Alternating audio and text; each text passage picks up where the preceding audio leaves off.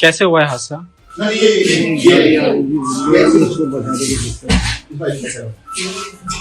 नैनीताल के भीमताल हल्द्वानी मार्ग पर आमडाली कब्रिस्तान के पास जो रोडवेज बस कल 150 फुट गहरी खाई में जा गिरी थी। कल तक इस हादसे में 4 लोगों की मौत की पुष्टि थी। आज इस हादसे में घायल पिथौरागढ़ नर्सिंग कॉलेज की एक छात्रा ने डॉक्टर सुशीला तिवारी अस्पताल में उपचार के दौरान दम तोड़ दिया है।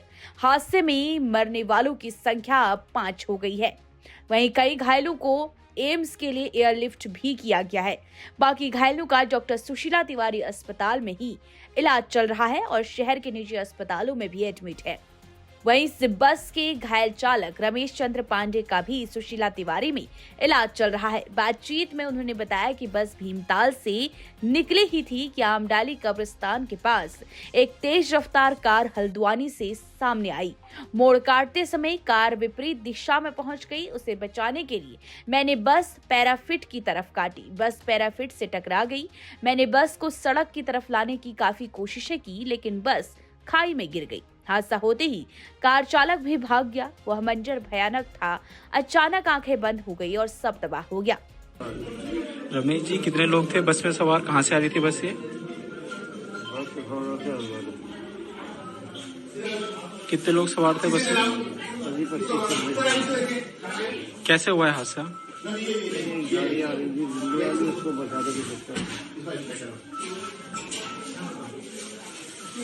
दूसरी तरफ बस खाई में गिरी तो सूचना देने के लिए अधिकारियों ने नैनीताल परिक्षेत्र की मंडलीय प्रबंधक पूजा जोशी को कई बार फोन किया, पर पूजा जोशी ने फोन नहीं उठाया, जिसके बाद उसे आज अब निलंबित कर दिया गया है।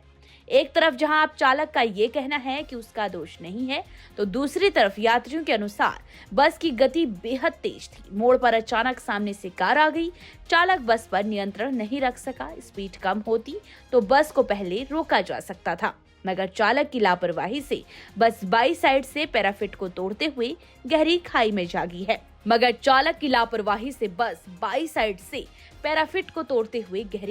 समाई।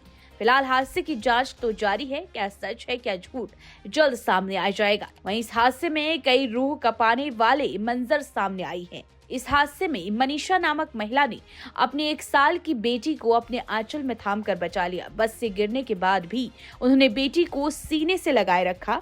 एसटीएच में भर्ती रोहित बिष्ट ने बताया कि वह किसी काम से अपनी पत्नी मनीषा और 1 साल की बेटी हर्षिता को लेकर हल्द्वानी की तरफ आ रहे थे। जिस समय यह हादसा हुआ, बेटी मां की गोद में थी और पत्नी ने बेटी को अपने आंचल में थामकर किसी तरह बचा लिया।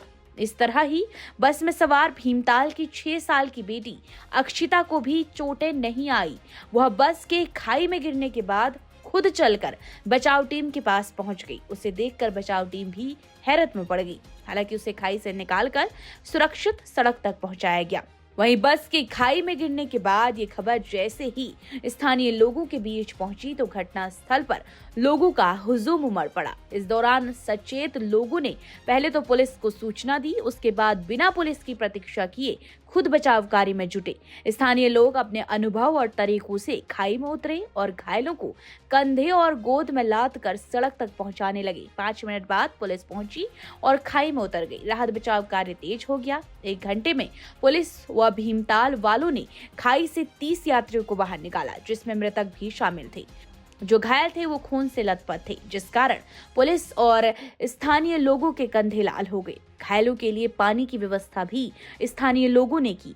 घायलों के परिजनों ने भी स्थानीय लोगों का आभार जताया। लोगों का कहना था कि रेस्क्यू में थोड़ी सी भी देरी और होती तो मौत का आंकड़ा बढ़ सकता था। यह बस पिथौरागढ़ की ओर से आ रही थी, इसलिए अधिकांश यात्री पिथौरागढ़ के ही बैठे थे। लंबा सफर होने पर बस में यात्री सोए थे, कोई गपशप कर रहा था। आमडाली में कब्रिस्तान के पास पहुंचते ही सामने से एक कार काल बनकर आई।